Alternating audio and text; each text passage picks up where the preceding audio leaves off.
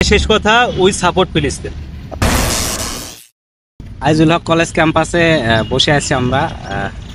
রাসেল ভাই সুদূর রাজশাহী থেকে চলে আসছে, ভাইয়ের সাথে এটি আড্ডা দিচ্ছি। ক্যাম্পাসে বেশ কিছুক্ষণ সময় কাটালাম, আর লাঞ্চ করে আসলাম। দুই ভাই করে আসা, তো ভাবলাম ক্যাম্পাসে বসে একটু বাতাস খাই। তো আসে যে ক্যাম্পাসে বসলাম, বাতাস খাওয়ার উদ্দেশ্য হলেও প্রচণ্ড গরম, ঘামে দুইজনের অবস্থা খারাপ হয়ে গেছে। এই যে ক্যাম্পাসে বসে আছি আমরা।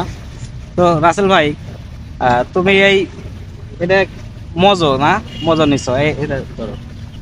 এটা কেনার জন্য মোটামুটি 3-4টা দোকান ঘুরছি, পাইনি। তারপর রাস্তার ওই পারে যাওয়ার পরে ঘোরাঘুরি করার পরে একটা দোকানে পাওয়া গেছে। তো কোকাকোলা বয়কট, সবাই তো বয়কট করে দিচ্ছে, আমরাও করছি। তো বিশেষ করে রাসেল ভাই আর অন্য কোনো ড্রিঙ্কসও নেয়নি।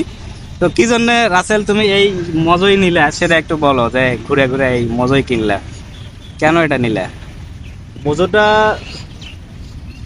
খাওয়ার মেন উদ্দেশ্য ছিল, আগে অনেক খাইতাম ছোটবেলায়, তারপরে মোজো ছেড়ে হুট করে কোকাকোলার প্রতি আমি আসক্ত হয়ে গেছিলাম। আচ্ছা, কোকাকোলা খেতে খেতে আমি এতটা আসক্ত হয়েছিলাম যে আমার দিনে 2-3টা কোক মানে খাওয়াই লাগতো এরকম। খাওয়া লাগতো। পরে যখন আমাদের মুসলিম ভাই ইসরায়েলরা যখন আমাদের মুসলিম ভাইদের উপর যখন হামলা করলো, ফিলিস্তিনের উপরে, সেই সুবাদে আমরা আমাদের বাংলাদেশ তো মুসলিম কান্ট্রি, সেই সুবাদে আমরা হচ্ছে সকল ইসরায়েলি পণ্যকে বয়কট করা হয়েছে। ইনশাল্লাহ আগামীতেও করবো। আচ্ছা, আর পাশাপাশি যেগুলো স্প্রাইট, 7 আপ, এগুলো হচ্ছে আমেরিকান পণ্য। সো এই কারণে আমেরিকা ইসরায়েলকে সাপোর্ট দিচ্ছে, শুধুমাত্র এই জন্য আমরা তাকেও বয়কট করছি। অনেকে বয়কট করছে না, বাট আমার মন থেকে আমি বয়কট করছি। আচ্ছা।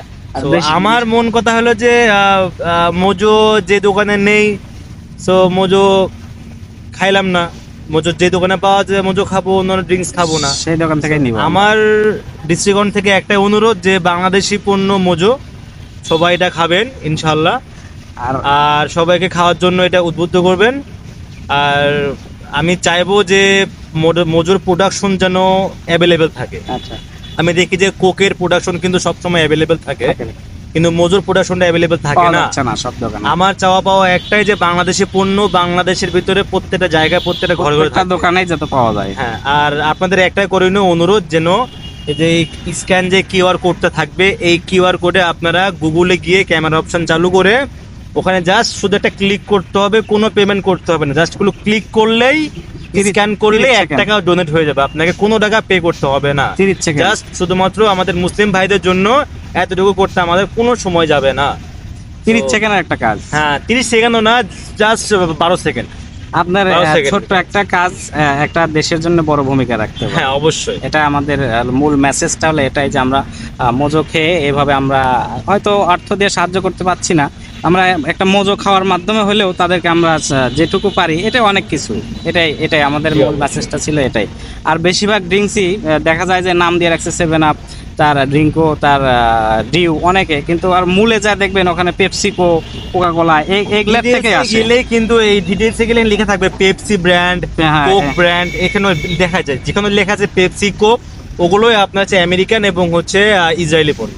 আমরা ওনাকে বয়কট করব, সবকিছু আমরা বয়কট করে দিছি।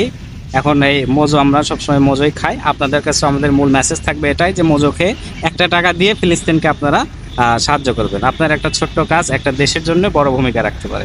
শেষ কথা, উই সাপোর্ট ফিলিস্তিন।